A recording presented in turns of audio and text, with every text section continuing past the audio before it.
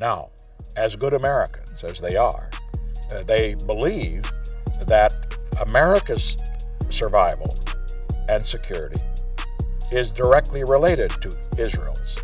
Mr. Netanyahu, anti-Semitism is a vile and disgusting form of bigotry that has done unspeakable harm to many millions of people. Jews, understandably in the United States, because of what happened in World War II, because of the Holocaust, are going to put first priority on the survival of Israel. But please, do not insult the intelligence of the American people.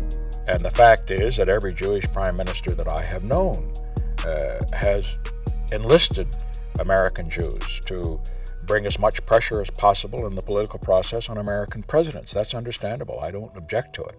By attempting to distract us from the immoral and illegal war policies of your extremist and racist government. I decided early on in our administration that we were going to seek good relations with Egypt and others of Israel's neighbors. Many of my Israeli friends didn't like that because they wanted a special relationship with Israel and Israel only. Israel and Israel only.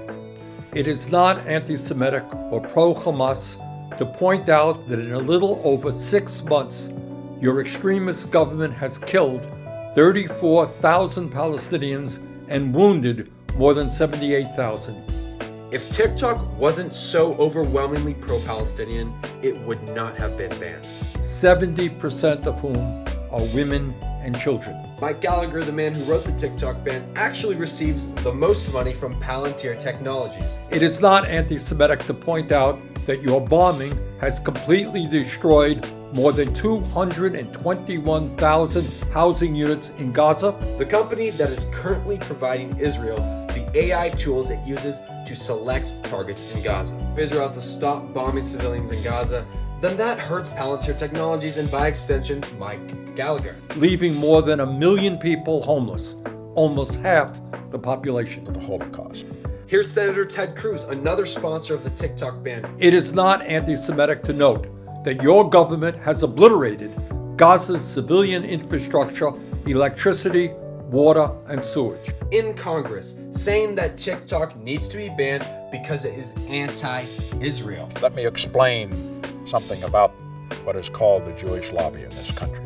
Last fall, Israelis were specifically told to delete TikTok off their phones. It is not anti-Semitic to realize that your government has annihilated Gaza's healthcare system, Now, a president must not go along with it on occasion. knocking 26 hospitals out of service and killing more than 400 healthcare workers. Let me tell you, it's no coincidence that the people who voted in favor of this ban and for aid for Israel, obviously, are sponsored by the pro-Israel lobby in the United States. Usually, what is best for America is also best for Israel and vice versa. It is not anti-Semitic to condemn your government's destruction of all of Gaza's 12 universities and 56 of its schools. In other words, their belief is that being for Israel first means that does not mean you're putting America second, putting America second. They think it's putting America second, putting America second. They think it's putting America second, putting America second. They think it's putting America second, because they think it goes together. With hundreds more damage, leaving 625,000 students with no educational opportunities. Our politicians are focused on serving the interests of another country and not Americans. An American president, however, has to approach it in a different way, in my opinion. It is not anti-Semitic to agree with virtually every humanitarian organization. He's got always to think first of what is best for America. If you replace the pro-Israel lobby with any other country, like pro-Russia, The Irish, pro-France, or the Germans, or what have you, or the Poles, etc. nobody would even entertain the idea of allowing that. That's a foreign influence in our country. In saying that your government, in violation of American law, has unreasonably blocked humanitarian aid coming into Gaza. An American president must make a decision that does not, in effect, give the Israelis a blank check. Congress actually found out that Israel was funneling millions of dollars into AIPAC to lobby politicians in the United States. Creating the conditions in which so many thousands of children face malnutrition and famine. The Holocaust.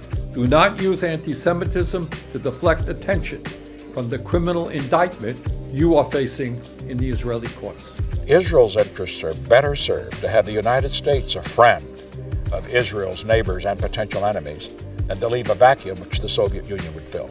I still believe that, and I think that should be American policy today. It is not anti-Semitic to hold you accountable for your actions.